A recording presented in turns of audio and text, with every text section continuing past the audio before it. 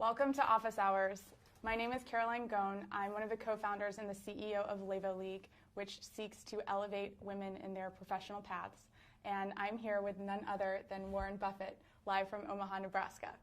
Thank you so much for joining us. We're so thrilled to have 60 viewing parties around the United States and around the world tuning in, students, young professionals, all of you who are watching on everything from YouTube to Fast Company. We're so thrilled to have you, and we're so thrilled to take this next step in democratizing mentorship here today. It's really incredible what we can do with technology. The fact that we're having this conversation, we're going to be interacting with you. I have your questions in the live Twitter stream on my iPad from Omaha, and we will be listening to what you want to hear Mr. Buffett talk about. We will be interacting here today, and we'll be engaging the conversation on Twitter at #OfficeHours and #WarrenBuffett. So please make sure to tune in and join the discussion that's happening. It is such an honor to be here with Warren today. He, as you know, is one of the best known investors and entrepreneurs of our time. And he's currently the chairman and CEO of Berkshire Hathaway Incorporated. Recently, he made headlines for being bullish on a surprising new investment, women, and that's part of what we're here to talk about today. So he wrote in Fortune last week that we've seen what can be accomplished with 50% of the population. Imagine what can be accomplished with 100%. And we cannot wait to engage in that dialogue here today. We hope that you'll share what you learn on social media and that you'll continue to ask Warren questions here live so that we can make full use of this hour that we have with him. And let's get started. Let's do it. Without further ado, let's get started.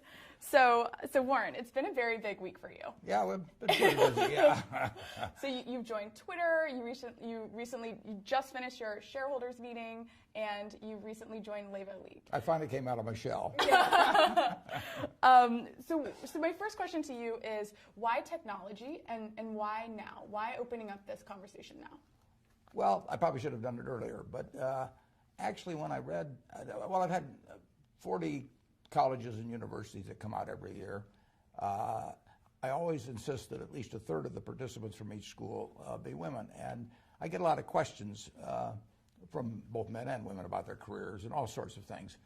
So I had really talked about with these students what I wrote about in Fortune last week. But I read The Galleys of Lean In by Sheryl Sandberg.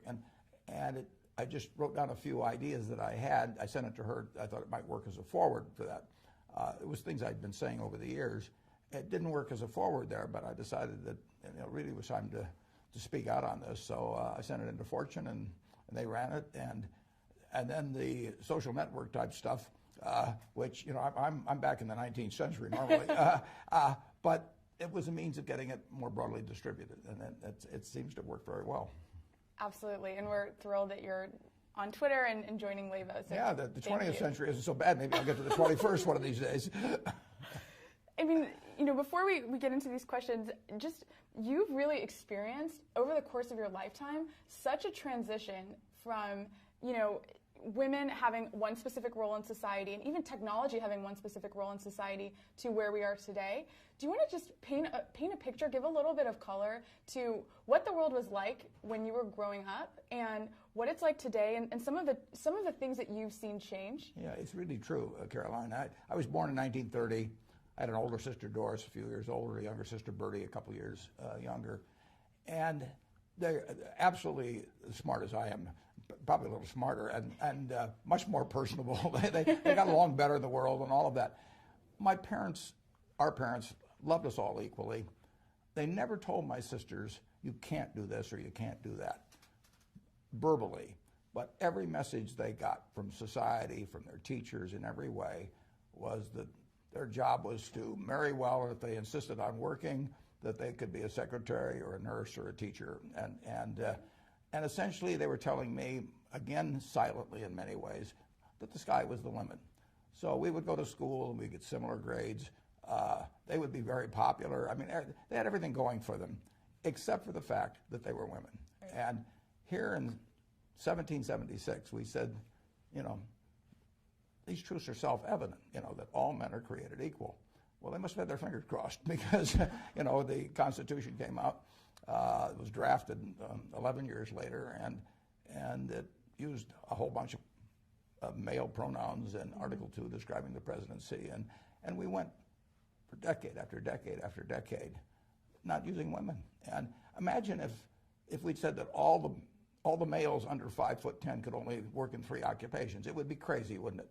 Right. But it's just as nutty, in my view, to say half the population because of their female. I mean, the talent is there, but society just said, you know, if you want to be a teacher, fine. If you want to be a nurse, fine. If you want to be a secretary, fine, but forget everything else. Mm-hmm. So I have seen that change in my lifetime, although change was slow. I mean, we had the 19th Amendment passed in 1920, and as I point out in my article, the next 33 appointments to the Supreme Court were men, and the odds of that being by chance were 8 billion to 1. I mean, so now part of that was just inertia. Part of it was that attitudes dropped slowly, but part of it was that men liked it the way it was.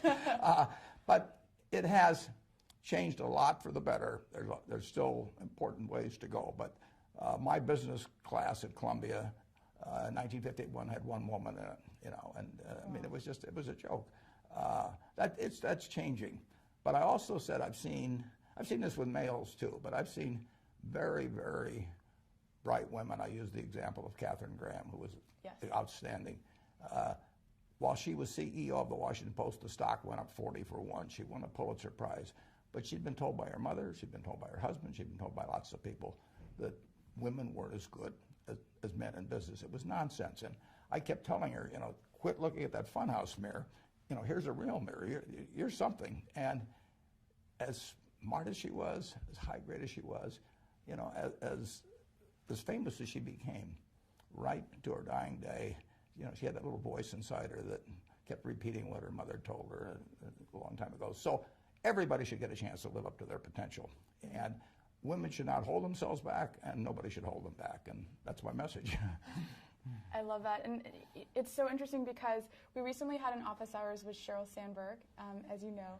And one of the things that she talked about was this little voice that you're referring to. Yeah. And the fact that, for whatever reason, women in particular grow up with this voice, and you can call it guilt, you can call it self-doubt, you can call it whatever you want, but it exists and it doesn't really go away. But I think having these conversations about the fact that it is a distortion of reality, it is part of what contributes to the funhouse mirror, that can at least help us understand that it's societally created and that it's something that we don't have to just accept. Yeah, everybody, I mean, the potential of humans is we haven't come close to scratching it even, you know, and look what's happened since 1776, most of the time using half our talent. I mean, just imagine what's going to happen when we, you know, go full blast with 100%. And you know, it's incumbent on everybody to try and help people, particularly if you're in a boss's type position, to help the people achieve their potential. And women have every bit the potential men do. Can you talk a little bit more about what, so your call to action is extremely powerful, especially given your role as a male leader. Can you talk a little bit more about how 2 types of men can really engage in supporting women in this transition? The first type of male is the leader, right? The CEO of a company, the entrepreneur, the person making hiring decisions, the person making board decisions, and the person making any sort of personnel related decision. And the second group I'd be really interested in hearing your thoughts on. You know, the second group consists of male peers, right? So the people who are rising in the cohort alongside their fellow women. Yeah. Can you talk a little bit about what your recommendations would be to those different types of men and how they can really take your essay and as a call to action? Yeah. Well, for the leader, you have to, you know, you have to take away the funhouse mirror, and you have to realize that talent is scarce, and you better take it wherever you can get it. Right. You know, it'd be silly. Well, just go back again to my example with males. I mean, let's just assume that I had some bias against males, 5'10" or less or something. I wouldn't hire them. I wouldn't promote them. I mean, that's just plain foolish. And when it comes to boards, I can tell you that the women we put on our board, they know business, they know people, they know how to make decisions, they understand the ownership the shareholders are their partners and all.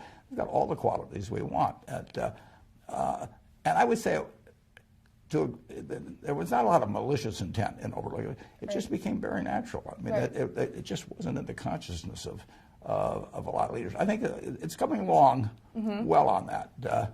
When you get to peers, you always have to wonder whether in a competitive situation you'd wish you only had to compete with half the people instead of 100% of the people. I mean, it would.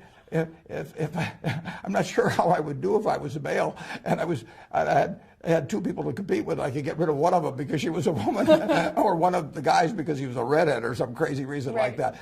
But it is fun. It's enormous fun for me when I find somebody that starts and really doesn't realize how good they can be. Kay was that way. Kay Graham, she really didn't. She kept telling herself that she put limitations on herself. She was a superstar. I mean, when she wrote her autobiography, I mean, it was going to win a Pulitzer Prize, and she wrote it. And incidentally, the person that helped her was a woman. And it is a marvelous book, but all the time fighting that self-doubt. So I think you should encourage anybody, male or female, to reach their potential. I mean, I wouldn't just limit it to females. I mean, anybody you can help reach their potential, you've given a gift that's very, very important. That's great. And one point I'd love to touch on before we move on with these questions that are filling my screen right now is, can you give our viewers a sense of what the technology landscape looked like when you were growing up? Like, what did a day in the life of Warren Buffett look like in the first 10 years of your career? And then what does it look like today? Well, I got very interested. I was lucky. I found out what I liked doing when I was very young. So I got interested in investments. But the way I learned about investments then was to go to the Alma Public Library. I read every book on investments by the time I was 11. But when I wanted to learn more about specific companies as I became a professional, and after I got out of school, I would mail away for reports, and they would take a week to come, or I'd mail to the SEC, and they'd send me these little microfiche type copies. Today, or if I write my annual report now, and I want to look up and find out how many justices were appointed to the Supreme Court after the 19th Amendment, before Sandra Day O'Connor, I would have had to go to the library and dig around everything. I can find it out in about 2 minutes now. So having all this information, is just plain wonderful. I'm not very good at tech yet, though, so don't give me any quiz about it. I will not. We're getting there. One thing that our users are really curious about is your working style. So we know anecdotally from some of the people who work with you, you take a lot of care in cultivating your personal relationships. You've had long-standing partnerships. You've really invested in the city that you live in your home. And tell us a little bit about how your philosophy towards people has developed, and how you think about partnerships and relationships. Yeah, well, Caroline, I run a company that has 24 people in the home office here in Omaha, and we have 285,000 people working for us.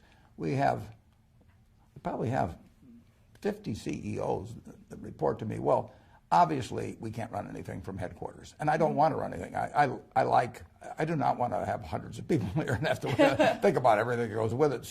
So I have delegated like nobody's ever delegated with a company of this size, and I trust the managers, and most of them are already rich. We buy their companies for hundreds of millions or billions of dollars. We don't get contracts with them to keep working. I mean, they have to go to work every day because they want to go to work, not because there's some contract or because they need the money. So I try to create the conditions that will cause them to really rather be at work than on some yacht someplace, which they could easily afford. And I say to myself, how do you get people that don't need to work? Well, you give them something that they love to work on. Right. And, I don't need to work, but I jump out of bed every morning. I'm excited. I come to the office because I think I'm painting this painting, which is Berkshire Hathaway, and the canvas is of unlimited size, and I get to paint, and I get to paint the way I want to paint. And I feel the same thing works for our managers. And, every now and then you have a disappointment, but overwhelmingly, if you put trust in the equation with people that have already shown they have a lot of ability running their business, And it's real trust, and they don't report to committees at headquarters or do anything like that. We've never had a committee meeting. We don't have any committees, so how could we have one? And overwhelmingly, those people do a good job, and then they deserve appreciation when they do it. I like applause, and if I like applause, I'm sure they like applause. And what they really like is intelligent applause from a real critic, and they get that one. They get that from me. And in terms of people working with, my partner is a fellow named Charlie Munger in Los Angeles. We started working together 54 years ago. Wow. We are very strong-minded. We often disagree. We have never in our lives had an argument with each other, and we never will. It just doesn't happen. I mean, he's a wonderful partner. He always gives me credit for more than I'm doing. And if he has an idea and it's a good one, he says it's my idea. And if it's a bad one, he says it was his idea. He's just a perfect partner. And totally, I mean, we challenge each other and all of that. But it's a lot more fun accomplishing things in life with a partner, frankly, than by yourself. Mm-hmm. And that gets to the whole context of community building. And one of the big messages that we really advocate for at LEVO is the importance of creating a community around you of mentors and of peers who help you succeed, help you along that path. Mm-hmm. Can you tell us a little bit about, and you started to discuss this obviously in the context of your mentorship relationship with Kay in your essay, but can you talk to us a little bit about maybe some of the unsung heroes in your life, maybe some of the people who've influenced you or supported you, but who haven't been as visible as others that we may have already talked about? Well, Caroline, I mean, if you tell me who your heroes are, I'll tell you how you're going to turn out. I mean, it's really important in life to have the right heroes, and I've been very lucky in that. I've probably had a dozen or so major heroes, and none of them has ever let me down. I mean, and you really you want to hang around with people that are better than you are. Absolutely. You will move in the direction of the crowd, that you associate with. So I've had these heroes, starting with my dad, but my wife, my first wife, I was a mess when I met her, but she did all kinds of things for me. I mean, I'm not kidding. I mean, I would be an entirely different person if I hadn't married her. It's very important to marry well. I had this wonderful teacher, Ben Graham. I've had other teachers like my friend Tom Murphy, that's on the board of Berkshire. A fellow named Joe Rosenfield in Des Moines. But you mentioned me being a mentor to Kay. Kay was a mentor to me too. I mean, she taught me a lot. So if you get to associate with people that are really first-class people, that's the real benefit, and you should aspire to do that. You want to have the right heroes. Absolutely. We started to talk a little bit about lifestyle, in the sense that you talk a lot about the fact that some of the CEOs that you manage, they could be sitting on a yacht somewhere, they can do anything they want. But instead they're dedicating themselves to growing their canvas, to painting their canvas. What to you really?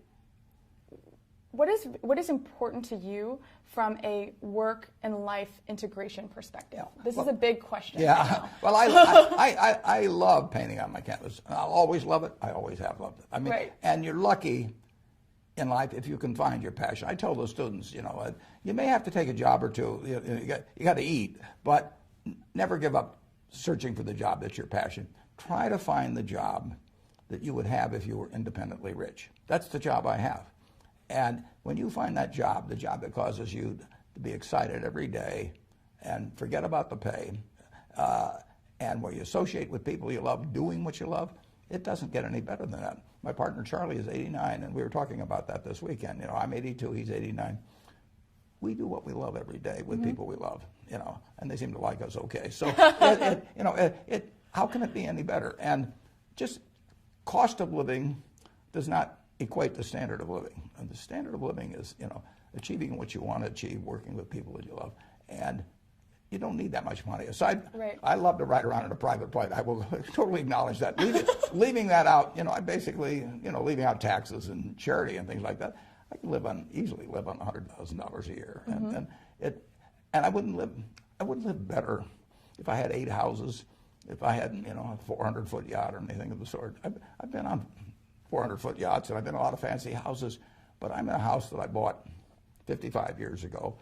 It's warm in the winter, it's cool in the summer, it has everything I wanted, plus it has all kinds of good memories. You know, right. my kids have good thoughts about it. I can't imagine living any better.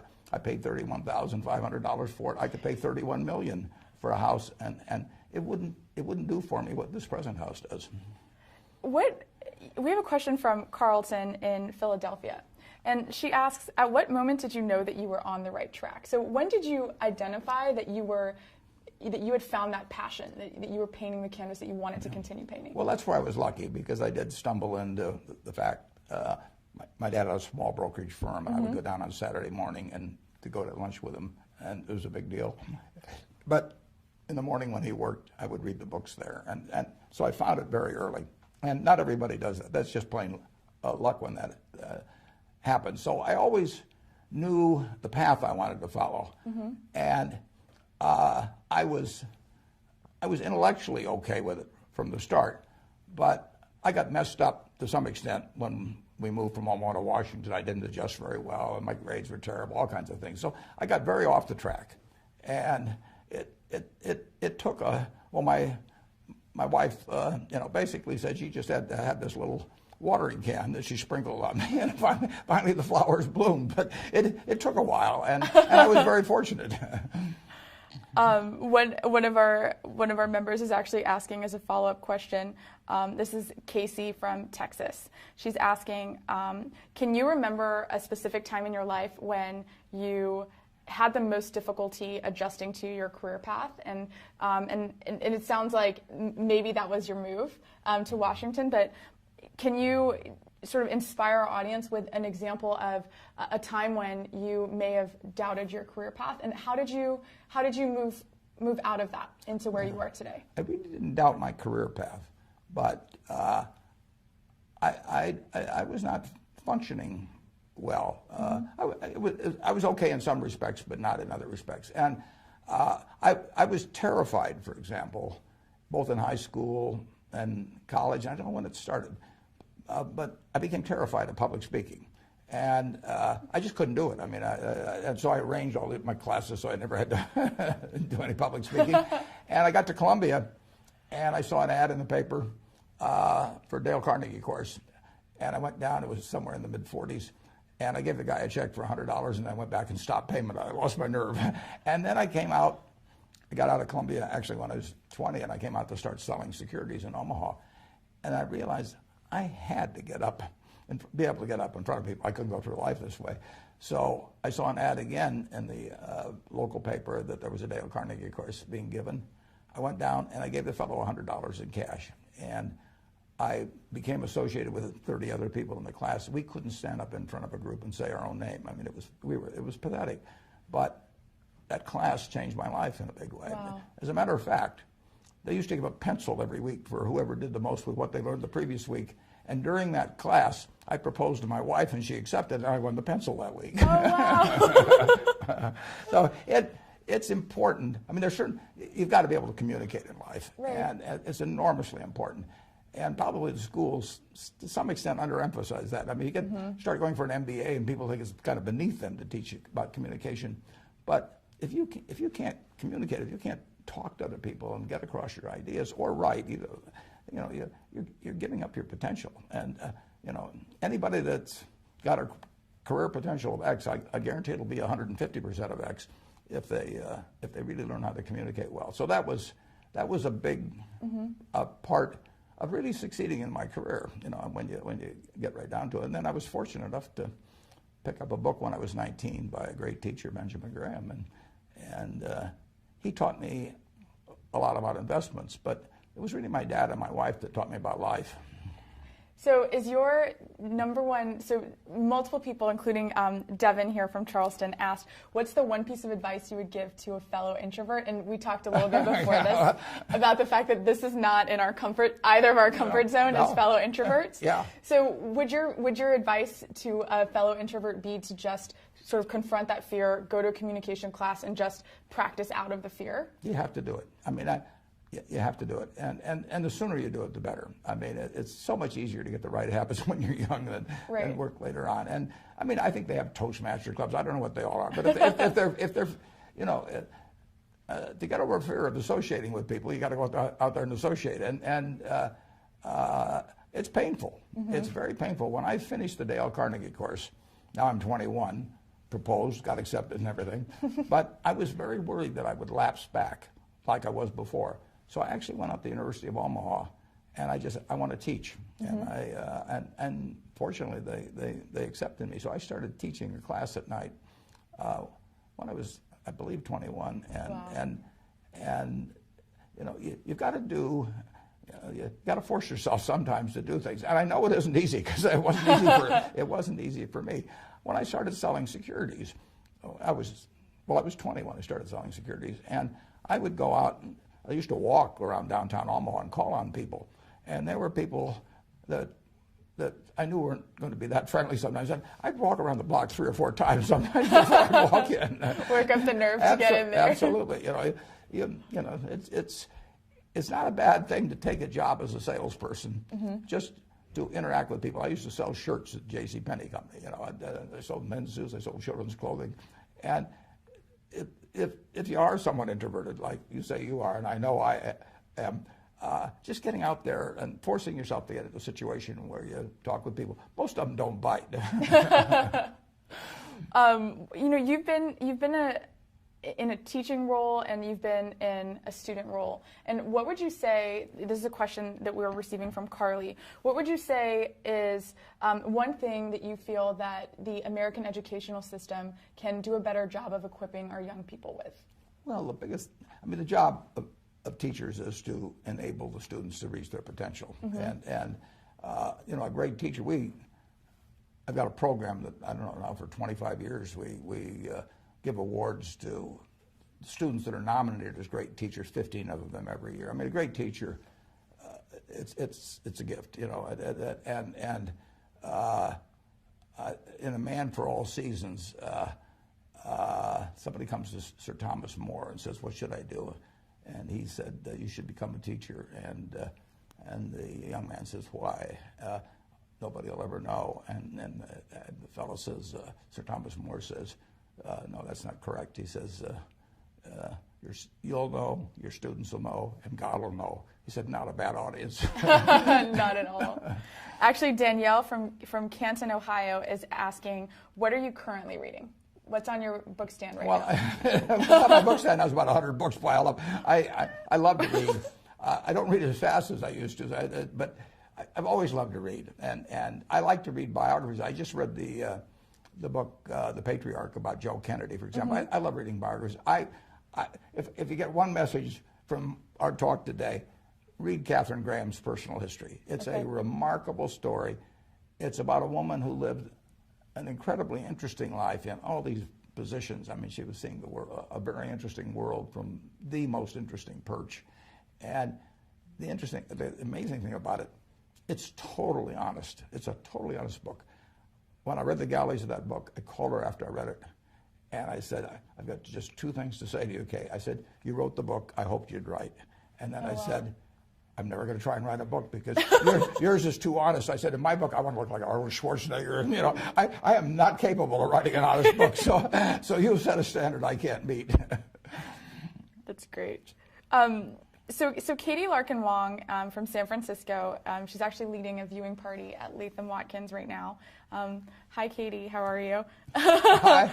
She asked, you know, you've really become a proponent of you know, female to male and male to female mentorship, and you know, you shared the story about Kay that you wrote about so eloquently and so compassionately.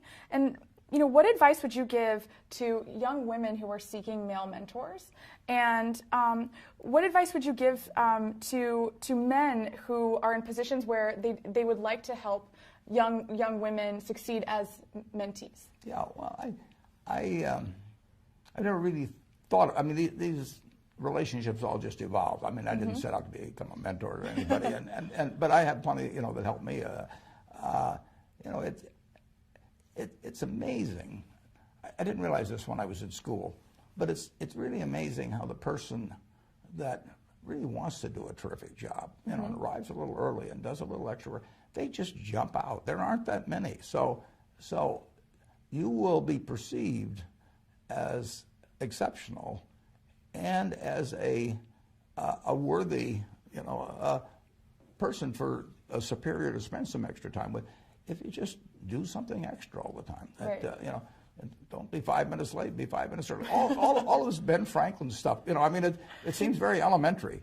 Right. But it's true. It's true. I mean, I notice, well, I hired a young woman 3 years ago. We have practically no hire. We don't hire at Berkshire. I mean, very rare.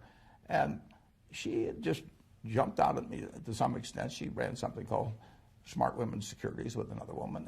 And she clearly, you know, she had the stuff. And at first I couldn't even figure out a job for her. And then she actually came from a farm in Kansas, so she started bringing me corn and tomatoes. She knew I liked to eat corn. So bring your mentor snacks. You got to in a very nice way sort of push yourself a little bit forward and make it clear that, you know, you're worth spending some time with. I mean, you know, I mean, who should you spend your time with? You want to spend it with somebody that's going to get something out of it, and you want to enjoy it. So there are ways to get your hand up, you know, and I think actually Cheryl writes the book. I mean, and actually Tracy told me that she went to Harvard Business School, and the women just didn't raise their hand as often as the men. You know, I raised my hand all the time, you know, when I didn't even deserve to. And you want to get over the idea, as I wrote in the article, you know, the males, there's a lot of Wizard of Oz in us. I mean, you know, you get behind the curtain and you'll find out that it isn't quite that imposing. Wow. You know, what other, so Ari from Atlanta is asking, you know, what other habits did you cultivate? So you're talking a little bit about this woman that you hired that really stood out to you and impressed you in her 20s, in her 30s. What other habits did you cultivate in your 20s and your 30s that you now see as being foundational to your success as a business person? Well, I knew a lot about what I do when I was 20. I mean, I really read a lot, and I aspired to learn everything that I could about the subject. So intellectually, I knew a lot. I did not know a lot about human behavior. I mean, that you can't learn really out of reading books, but it's very important to understand people. And I say to the students, you know, just imagine you could buy, or you could be given 10% of the future earnings of one person that you know among everybody you know. Now, are you going to pick the person that's the smartest? Are you going to pick the person that can dance the best, or that can run the fastest, or anything like that? It's the right height. No, or anything. The right No, hair color. you're gonna pick the person that has the right habits, that is cheerful, generous, gives other people credit for what they do. You know, and when you look at all of the qualities that you admire in other people, which would cause you to pick that person, say to yourself, which of those qualities can't I have myself? Because they are, you know, you determine whether you have them. So just write them down on a piece of paper. Who is the person that you admire the most or like the best? Why do I like them? And just write down and then say, which of these can I do myself? And the truth is you can do them. And then you also, if you really want to carry it to the next extreme, you pick the person you dislike the most. And why do you dislike that person? You know, and you know, they're never fair about things, basically. They always claim more credit than they're due and everything. And write down those qualities and say, if you dislike that in some other person, why in the world would you want to have those yourself? So you just get rid of those. And it's a pretty simple thing to do. But you want to be the person that if you could pick your best friend, you know, that you would have the same qualities. Wow, that's really, and I think that's a new approach to this concept of professional development that I'm sure our members are really enjoying right now. One question: you can't change your IQ. You can't change how high you can jump or all of those things. But if you look around the world at the people that succeed and the people that other people want to work with, the natural leaders, it isn't because they have the highest IQ or they can kick a football the furthest or anything like that. They're people that you want to work with. I mean, I've got a wonderful friend named Tom Murphy. I know I would do anything for him. You know, he's never going to ask me to do it, but I mean, I want to. But I want to do it. I mean, I want to do it. I mean, he's done so many things for me, and you know, he doesn't have to pay me to do it or anything of the sort. That's what you want to. You want to look for that, and you want to be that. Who is one person who you have met recently who's really impressed you, and what about them really stuck out to you? Well, it's interesting. I'm going to meet Chelsea Clinton in about a week, and I'll bet I would give that. I'll bet after I meet her, we'll I give predict her that answer. It's Chelsea. Yeah, I'll predict that. Yeah, yeah. No, that's a good question. Obviously, I've hired now these 3 people in the office, and they must have really impressed me. Because we don't hire very many people. No, right. No. And one fun question that's come from Twitter is, if you could pick one person, living or not, to have dinner with, tomorrow, who would you choose and why? Well, it'd be my dad and my wife. Yeah. That's great. Alrighty, so we're going to move to a little more of a discussion around leadership, success, and entrepreneurship. So Aaron from Los Angeles is asking, what are you most concerned about and what are you most excited about for future generations of young people as they ascend into the professional world? Well, the future is terrific. I mean, I would love to be a child being born today, particularly in the United States. It's so much better. And I mean, just think how much better it would have been for my sisters if they'd been born today or been born 10 years ago than being born around 1930. So, the potential is absolutely terrific. The thing we have to worry about the only thing really to worry about, you have to worry about economic things in this country. I mean, this country is going to move forward just like it has. In my lifetime, the real GDP per capita has gone up 6 for 1. Wow. There's nothing like that in the history of the world. We have to worry, and really, it has to be done through our leaders, but about nuclear, chemical, and biological, the spread of the knowledge of that into the hands of people that wish evil on their neighbor one way or another, because the ability to inflict harm on others has increased exponentially ever since the atom bomb in 1945. And there are a lot of psychotics and sociopaths and people out there. And if you go back a few thousand years, all you could do is throw a stone at the guy in the next cave. But now you can do a lot of damage. Right. And that's the cloud always on the horizon. But other than in the economic sphere, in medicine, education, all kinds of things, the potential is, we just started. Right, absolutely. We talk a lot about the fact that we are very fortunate to have been alive during this period of complete information transformation and technological transformation. And it's unbelievable. Right. I mean, in the last 15 or 20 years, I mean, the things I can do now right. that I couldn't do 15 or 20 years ago, it's incredible. Just in gathering information, but also I play bridge on the computer, a dozen hours a week, and I have so much fun doing that. And I can arrange a game in 30 seconds. And it used to be I had to call people and they'd get them together. Right. It's a wonderful world. Who is your favorite bridge partner? Well, my favorite bridge partner is Sharon Osberg, who lives in San Francisco. She's a 2 times world champ, and I'm 2 times world chump. But we have a lot of fun together playing, and she's been great. I mean, we started playing together 20 years ago, and it's because of the computer. I can play with her, obviously, if she's in San Francisco. Right. And bridge is a partnership game. I mean, it's almost like dancing, intellectually, because you really have to be in tune with the person you're playing with, and you have to bring out the best in them, and they have to bring out the best in you. And not all couples achieve that. Right. Sharon and I like to play against married couples sometimes. When they get mad at each other, they stay mad, and they do foolish things. So my parents have been trying to convince me to learn bridge for about 25 years. So I am now officially converted. If Warren Buffett thinks that bridge is a valuable intellectual exercise and partnership exercise, done. I will now commit to playing bridge. You'll be good too. Thank you. And I will return to Omaha and challenge you. Good. Good. I'm not going to play you for money. You look tough. So what do you?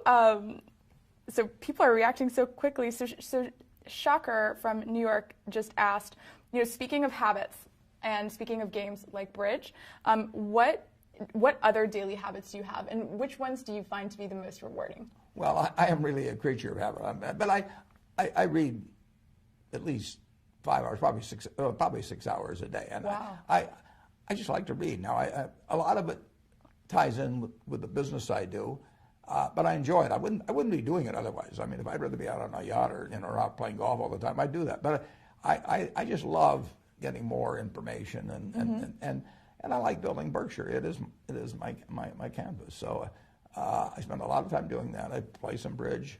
I talk to my friends, and I pretty much don't do anything I don't like to do. I'm very fortunate in that. I mean, I really don't have to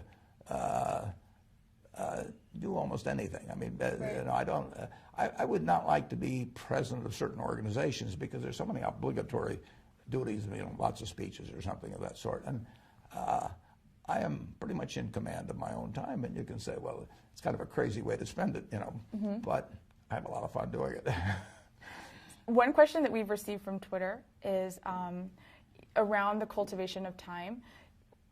Learning how to say no is equally important to learning how to say yes when managing your own time in your life. Absolutely. Can you help us understand how to cultivate that mindset of being comfortable saying no, being comfortable delegating? This is something that we found with our members is especially difficult for young women. It's tough. And we'd love to just hear your take on that, and maybe any advice you have to share about that. I met Bill Gates in 1991, and when I did it, we had a great time talking.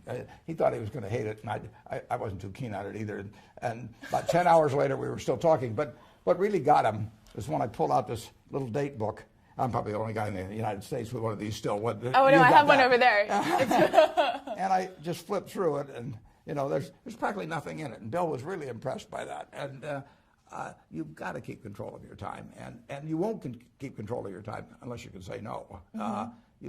You can't let other people set your agenda in life. And, of course, I know I'm in a very fortunate position on that because and in another way, I'm not so fortunate because more people ask me for things. and they're usually friends, and they say, well, can't you just make this one talk or right. attend this one graduation or whatever it may be? You just have to develop the ability to say no and do it a few times. If a woman can't say no, she's in trouble, right? Right. And is this something that becomes easier over time, or how did you? I don't think it gets a lot easier. No, there's a few things that really just are uncomfortable enough. The thing I dislike the most, mm-hmm. the only thing I really dislike in connection with my job is if I have to fire somebody. That does not get easier for me as life has gone along. And saying no is not like firing people, but it's got a little bit of the same aspect to it. Right. It's not easy to say no, particularly to a friend. But I will have every day 3 or 4 or 5 requests to do something, and I can't do them all. But I'm not promising it gets easier. but just keep doing it. Right. Otherwise, other people will be running your life. I think so you referred to hiring and firing, and just kind of going back to some of the more important discussions that have to happen in the context of an effective business. Shannon, in particular, from Florida, is asking, what tips do you have on how to really negotiate your worth in the workplace? Whether it's negotiate your salary. We had Equal Pay Day recently, and that's something that we really worked to teach our members how to do. Like, what advice do you have? Well, that was one of the interesting things, because in Cheryl's book, she talked about when she went home and sort of was going to take the first offer someplace, and her husband told her, you're crazy to take the first offer. You ought to negotiate. I've actually had a little different experience in life. I wanted to go to work for my hero, Ben Graham, after I got out of school, and he said no, and I came out here and worked for a few years. In 1954, he said, Warren, next time you're in New York, I'd like to talk to you, and I sort of figured it was going to be a job opportunity. So I was there the next day, practically, and he said, yeah, we'd like you to come to work for us. I never asked the salary. I took the job. I knew he was going to be a fair person, and I did not know my salary until I got my first paycheck. We'd moved to New York with a baby and one on the way, and I'd gotten an apartment, and I found out what I was earning at the end of that time. I do very little negotiating with people, and they do little with me in terms of it. And Cheryl, said that, and maybe if I was a woman, it'd be different because they might be treating me unfairly. Right. But I don't think when you find who you want to work for and what you want to do, I don't really. I wouldn't believe in negotiating much. Although, like I say, if I was a woman, I thought I was getting paid considerably less than somebody else that was equal coming in. That would bother me a lot. I probably wouldn't even want to work there. I mean, I'd probably want to. If somebody's going to be unfair with you in salary, they're probably going to be unfair with you in 100 other ways. So I disagree a little with Cheryl on that. And one of we have about 10 minutes left, so I'm going to give you about two or three more questions from our audience here. Okay. Great. And we have a question here from a young lady named Nancy, who is writing to us from Entrepreneur Magazine. And she has a question about entrepreneurship. And, obviously your path as a very successful entrepreneur. She would love to understand from you, if success is contingent on a good plan, excellent education and execution, and a driven mindset, what do you think makes businesses fall apart when all of these factors have been met? Sorry, go ahead. Some businesses are just tough. I mean, a significant percentage, of the restaurants that open up this year are going to fail. I mean, there are a lot of tough businesses. I've always said, if you want to be regarded as a great business person, find a great business. And there's a huge difference. I mean, it does make a difference. I use this analogy when I got out of Columbia, one of my best friends was a terrific talent, and he went to work in the steel business, and he did okay, but it was the wrong business to be in. It's very important to get on the right train. I mean, you want to get on a train that's going to go 90 miles an hour, and not one that's going to go 30 miles an hour, and you're going to try to figure out how to push it along a little faster. Right. So it really does make a huge difference.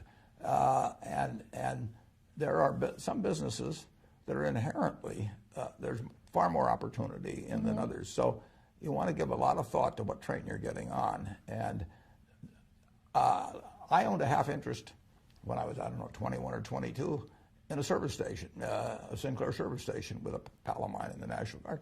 It was a lousy business. We had a guy right next to us, and he kept selling more gallons of gas than we did. He would cut our prices and everything. I mean, I don't care if you're a combination of Steve Jobs and Larry Ellison and everyone else. You're not going to succeed if you got a guy selling gas below cost next to you. So it's important to get on the right train, and you really want to go to work for somebody you admire or a business you admire. I mean, you're going to do so much better if you go to. If I'd gone to work for my friend Tom Murphy, it would have worked. Who knows what the first job would have been or the second job. But I would be learning every day from him. Not only the mechanics of a business, I'd be learning how to work with people. He would raise my sights. So you really want to be working for somebody you admire. If you're working for somebody that causes your stomach to churn, right. Maybe you have to keep doing it, to keep eating for a while, but don't settle for it. Okay. And you talked a little bit about your experiment with this station. We have a question from Ismail from Fresh Meadows, and he's asking, how do you deal with failure, and what's your advice to young entrepreneurs like me in this case, especially with regards to failure and how to approach it? Yeah, well, if you fail, you really do dust yourself off and get right back in. I mean, you're going to fail at some things. You're going to have some human relationships that don't work out.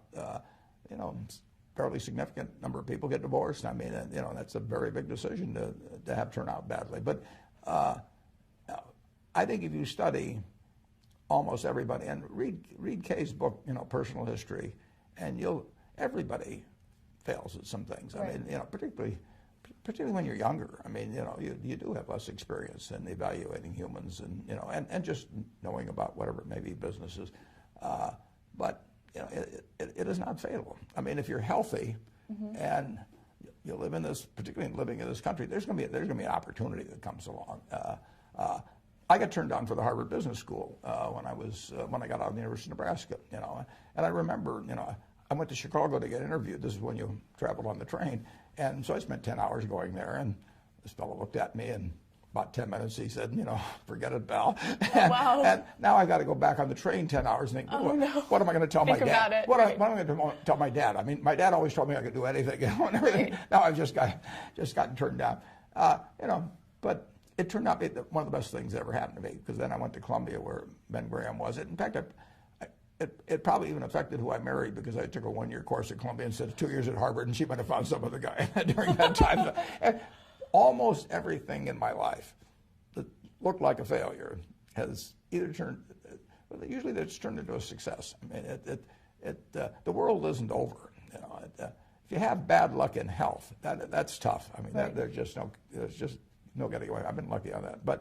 But the other kind of things, if you're healthy and you're bright and you know, you've got decades ahead of you, you know, if something goes wrong, if you find yourself working for the wrong employer and they're doing things you don't approve of, or they're not treating you fairly, you know, the world isn't over yet. You know, right. You just go out and find somebody else. Well, thank you so much. On that inspirational note, is there what's the one piece of parting advice that you'd like to share with our members who are in the first 10 years of their careers? You know, just find your passion, and remember, those males around you, a lot of them have got a lot of the Wizard of Oz in them. Well, thank you so much for spending the time to sit with me and really answer questions from the community. And as you can see, that these questions keep coming in. We're not going to be able to get to all of them. But for those of you who are watching, you know, Mr. Buffett is kind enough to continue answering questions on his Levo profile in the future. So if you didn't get your question answered today, fear not. There's still an opportunity, and we hope that you really benefited from this conversation, that you learned a lot. I certainly have, sitting here. And tune in to this short video to understand how you can ask mentors questions. Thank you so much. And thank you, Caroline. Thank you.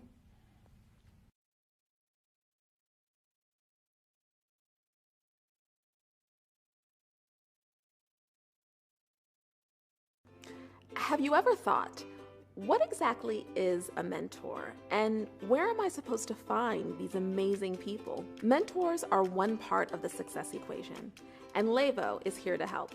Levo mentors have experience and insight from overcoming their own professional challenges, and a passion for sharing their stories with you to help you elevate your career. Usually, the first step to getting a mentor is exchanging advice and building rapport. So we're thrilled to introduce a new feature called Ask a Question. Connect with the Levo mentor by clicking follow under their name and image. Request advice by typing your question into the Ask box. You're welcome to make your question private, but we encourage you to keep it public, because a mentor's answer to your question just might spark an aha moment for another member. Not ready to ask your own question? Just follow others, and you'll still get great advice.